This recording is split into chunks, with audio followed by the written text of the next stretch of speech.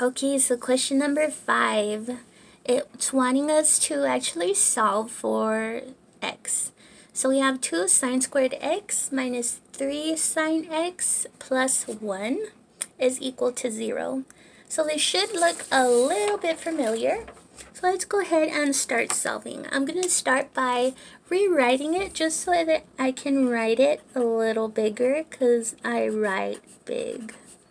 So 3 sine x plus 1 equals to 0. Okay, so as I see, the degree of my sine is decreasing. So right away, I'm going to go with my gut and I'm going to factor. So I know it's your most favorite thing in the world to do. So if you remember factoring, I'm going to have a term right here, a second term right here, and an operation in the middle, plus or minus. And the same for the second set of parentheses. So let's start with this first term in each of my set of parentheses. I'm going to get that from this term right here. So I have a sine squared, so I know I'm going to have a sine x in each of those blanks. Now I have to do something with that too. Normally, if you had like a 4, you would try splitting it up 2 and 2 or 4 and 1. But since I just have a 2, there's really only one way that you can split it up. So let's look at this last term in each of my parentheses. And I'm going to get that by this one right here. So remember, my two numbers have to multiply to give me a positive 1. Well, only one number will do that, 1 and 1. So now figuring out the operation that goes in between each of them. So like I said, when I multiply, I'm going to want a positive 1. So I know it can either be plus plus or minus minus, because 2 negatives when multiplied will give me a positive. But this middle term has a negative, so I know that it's going to be minus minus. Because if I had a plus, then no way would I get a negative here. So let's go ahead and do this. So if that wasn't evident to you at first, that's okay. You can just write it on the side like so. And then sine x minus 1.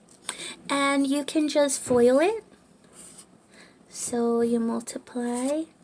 And once you FOIL it out, so 2 sine x times sine x will give me 2 sine squared x. 2 sine x times negative 1 minus 2 sine x. Negative 1 times sine x will give me negative sine x. And negative times negative will give me a positive 1. So as we can see here, my middle terms that I'm going to combine, negative 2 minus 1 will give me that negative 3 sine x that I wanted, and everything else stays the same. So if I ended up with what I started with, then I know that I factored correctly. So if you don't catch it right off from the start, you can go ahead and try it and see what you need to adjust. Okay, so let's go ahead and move on. So I'm going to take each set of my parentheses and I'm going to equal that to 0. So 2 sine x minus 1 equal to 0 and sine x minus 1 equal to 0. And I'm going to solve for sine x on both of them. So doing that, I want to move this 1 over. And I'm left with 2 sine x equals to 1. And now I can divide by 2 because they're being multiplied. So to undo that, I do the opposite, which is divide. So if I do it to one side, I have to do it to the other. And I'm left with sine x equals 1/2. So looking on this side, I'm going to add 1 to both sides to get rid of that minus 1. And I am left with sine x equals 1. So now that I have these two things, I'm going to look on my unit circle and I'm going to find when sine x is equal to 1/2. That's what I'm going to look first. So looking at my unit circle, I want to find when sine x is equal to 1. Remember that sine is your y part of the coordinate, right?